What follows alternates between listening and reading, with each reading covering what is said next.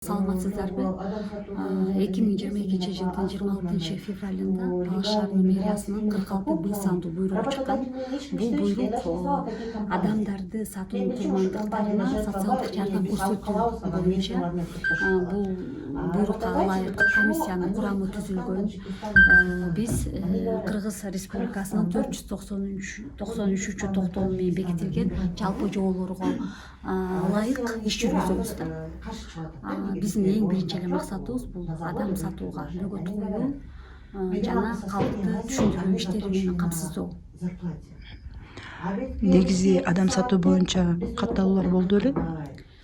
Негизи миграцияга барып ар кандай адам сатуунун түрлөрүнө, эдик көрсөтүүлөргө, сексуалдык баскыруулорго дуушар болгон биздин жердештерибиз бар. Бирок мунун баардыгы анонимдүү сакталат.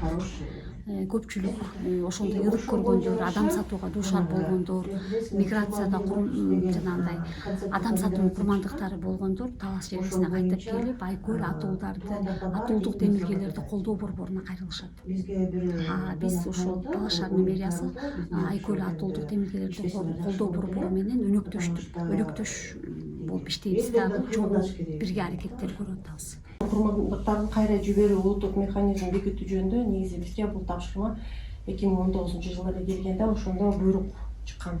Анан азыр кадрдык өзгөрүүлөргө байланыштуу биз 26 февралда 45 буйрук менен кайрадан жаңы комиссия курамын түзгөнбүз. Бул комиссия курамын бул токтомдун негизинде иш алып барыш үчүн биз эмне жумуш кылабыз, кандай багытта иш алып барабыз, бири-бирибиз мекеме аралык кандай байланышта иш жүргүзөбүз. Ошол иш кагаздар менен таанышып, ал жердеги анкеталардын баардыгын толтурууну кандай иш алып баруу боюнча ошол Гүлмира Касенова биз окутуп өттүк да. Маалымат катары биз анткени бул боюнча отчет берүүгө келе атабыз. Бирок мыйзам улам өзгөргөн сайын, пункттардын баары өзгөргөн сайын биз ортодо азыр квартал сайын отчет беришибиз керек болот. Ошондо кандай иш алып барабыз биргеликте ошону сүйлөшүп алышыбыз керек да. Жана андан тышкары дагы райондордо жакында эле окууга барып келди окшойт. Райондун специалисттерди эми марттын орто ченинде айтылып атат, өкүлчүлүк менен шаар кызматкерлерин дагы ошо адам сатуу боюнча окутууга чакырылат деп күтүп атабыз. Ошонун астында биз эмне жумуш кылып атабыз, буйрук негизинде кандай багыт алганыбызды биз өзүбүздөрдөн кичине билип алышыбыз керек да. Анан окууга барып келгенден кийин мүмкүн кайрадан дагы ошо опыт алмашабыз да. Үйрөнүп келгендерибизди мүмкүн дагы кайра маалымат катары беребиз. Бул жерде жана адам сатуунун курмандыктарын кайра жиберүү улуттук механизми жөнүндө жаңы сыңыр айтып кетти, 19 жылдан бери сүйлөшүп жатат.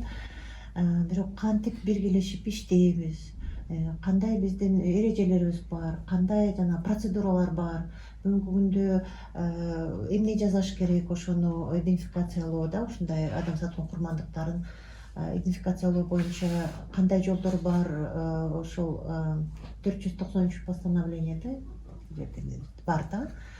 Ал жерде эң негизги выявление бул табууда жана идентификация, адам сатуунун курмандыктарын идентификациялоо бир 2 кадамы бар да. Ошол 2 кадам боюнча азыр биз токтолуп кетебиз.